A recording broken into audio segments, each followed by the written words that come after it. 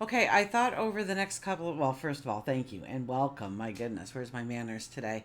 I thought over the next couple, several months, I could do a moon series and what, the moon in Aries looks like, what the moon in Sagittarius looks like.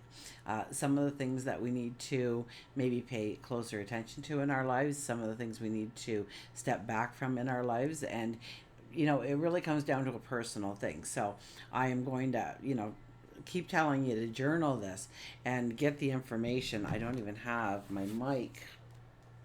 Oh, that's just jump into things.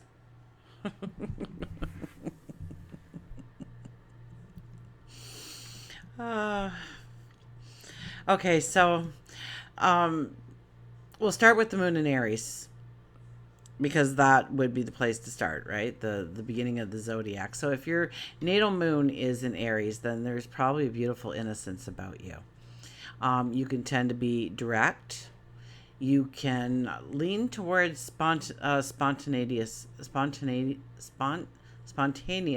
side of yourself, and depending on how strong that moon energy is for you, it could be right to the point of being quite reckless in your life. So you do have to know this about yourself, and you can probably see that in yourself if you do have a natal Aries moon. But for all of us, I mean, Aries, the moon in Aries stands for just do it, no excuses. Okay, it's Aries is about I am. Appearances matter. Our personality is drawn outwards when we have an Aries moon.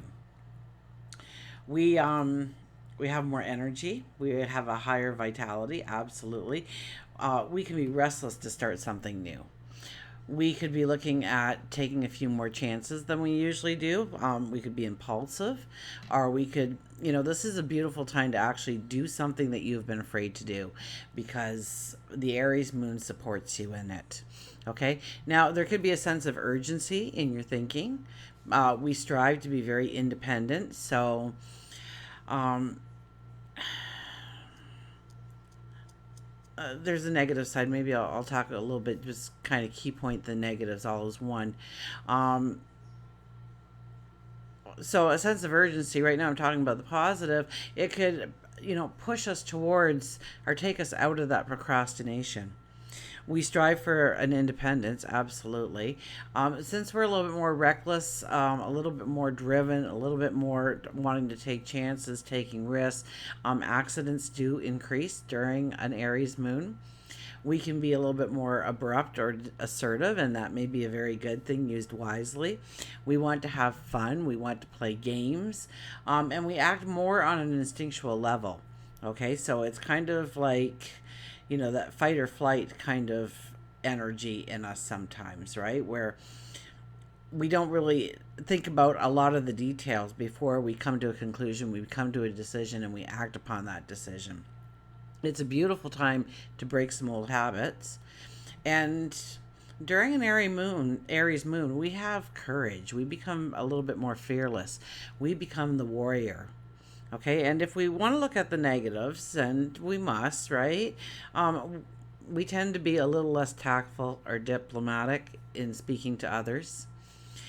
We can pull away from others, whether or not it's help or companionship that we usually get from that person. We can seem a little bit more quiet or introverted from the outside in because we really don't want to, we want that independence for ourselves, very much so. We can become quite defensive. Okay, remember this is our emotions, so we can become quite defensive if somebody attacks a moral or a dream or your way of thinking, your perception. We can, when I was saying we can feel that boredom, or we're a little bit more apt to risk take, we're a little bit more spontaneous. Uh, we can put ourselves at risk a little easier because we're not thinking things clearly through before acting on our thoughts. We can be demanding, we can be impatient, we can be headstrong. We can stress out quite easily, and know that you're going to find these traits and personalities in each person that you run into during the Aries moon. You know, have you ever, like, I worked retail for years, so it was like some days you just wanted to just yell shut up to all of them because they were so miserable and so self-serving, and other days it'd be like, wow, everybody's in such a good mood today, everybody wants to chat it up, everybody wants to have some fun. um and you can see this in people when you start saying, oh, it's an Aries moon, so this is probably what I'm going to encounter. You become more aware of the interactions you have with other people, and thereby becoming more aware of your own actions and interactions. So Aries is the first sign of the zodiac, and if we want to go into numerology, it would be the number one, the I am. It's about revealing the power within us. It's setting up long-term goals, but it's only like setting up long-term goals. It's not actually, um, we could take baby steps, but uh, I'm getting ahead of myself here. Let's Aries being the first sign, number one energy. We set up long term goals. We can be very decisive, and we can be very firm in our actions. And the more decisive and the more firm we can be in our actions, in our words, in just our mannerisms and our perspective, the more miracles seem to happen in this sign. So it's about empowering yourself. It's the I am. I am courageous. I am talented. I am deserving. I am beautiful. I am, and finish the sentence. I am. The two greatest, strongest words in the English language is I am. In tarot, the number one energy would be the magician. Okay, and the magician represents new beginnings happening, new things coming in, our affirmations, um, decisions on new starts. We decide to ask for something. We decide to that we want to take that step forward, and it's a time when we can really turn thought into something that is very tangible down the road. Aries is represented by the element of fire. When we look at fire, earth, air, or water, it is a fire sign, and it is actually represented by the color red. So wear a little bit of red on those airy moon days, and you will feel the empowerment that much more, or surround yourself somehow with red.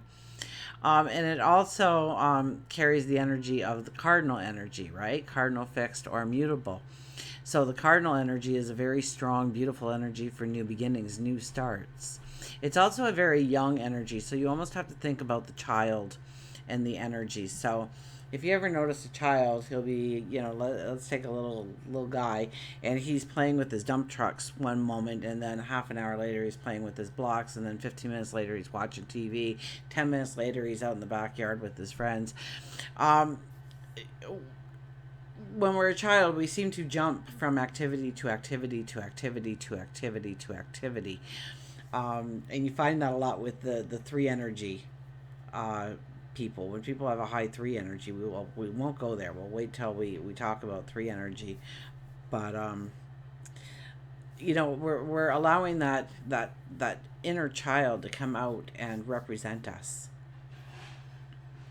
So a strong energy for new beginnings, new starts. So under an airy moon, we want to incorporate certain things into our days. If we've been thinking about pitching an idea, new moon energy in Aries is a perfect time. But maybe you can't wait for the new moon to come around. But you want you want that kind of energy to really, if it's something that you can put off for 3 or 6 or 9 months, check when that Aries energy is going to be in some way incorporated in that new moon energy, phase. And you can take it to the third quarter, to the first quarter if you want, and see in there even. It's a time to promote you. It's a time to stand up for yourself. It's a time to promote your ideas, and it's a time where you don't take no for an answer. You're strong in your stance. You're strong in who you are. You're more courageous. You're the warrior. Go for that job interview. You will be able to promote yourself better than ever. Throw a party, like fun and games. Aries is very much the child, fun and games. So throw a party. It will be a success. Go on that date. Why are you worried about it? Go on the date. See what happens. And definitely dream big. Big, big, big. Aries moons are a time when you can take a thought and down the road it starts to become tangible because of our thoughts under an Aries moon.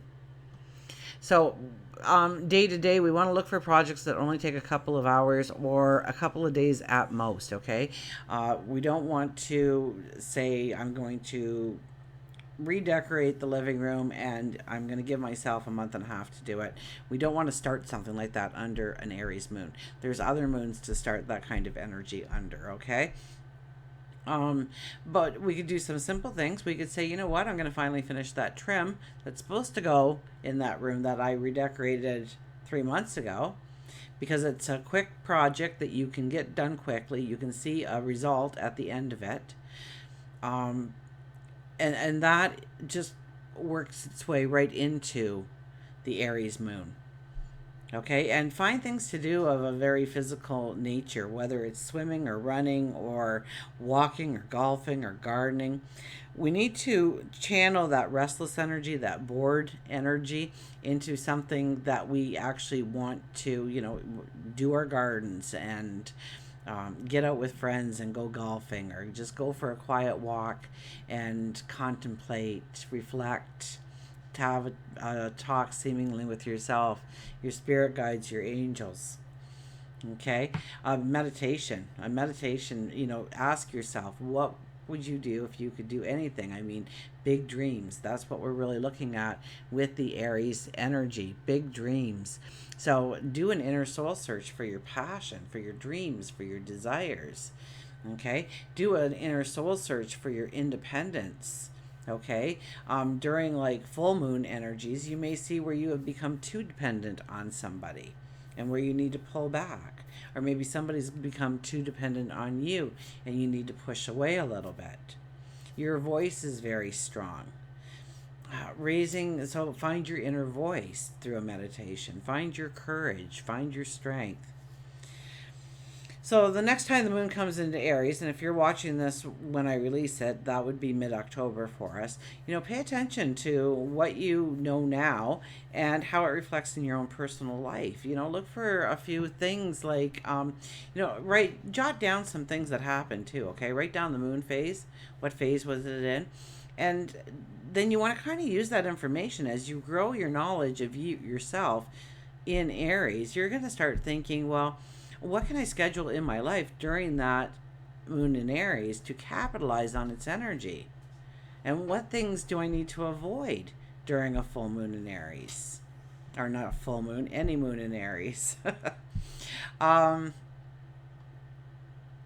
It's not a time to plan to gut the kitchen and take down all the cupboards and get rid of the fridge and the stove and everything and just start by scratch, because in a couple of days you're not going to feel like it's going to take you forever to get that kitchen back together. Okay, it's going to take you forever to get that kitchen back together, but you might want to change the handles on all your cabinets and it'll look fresh and new, and it'll be something that you accomplished and it'll look good. So look for how you can utilize the moon's energy going forward to really create the atmosphere you want, the life you want, the path you want to walk. And until we meet again, remember, I do love you.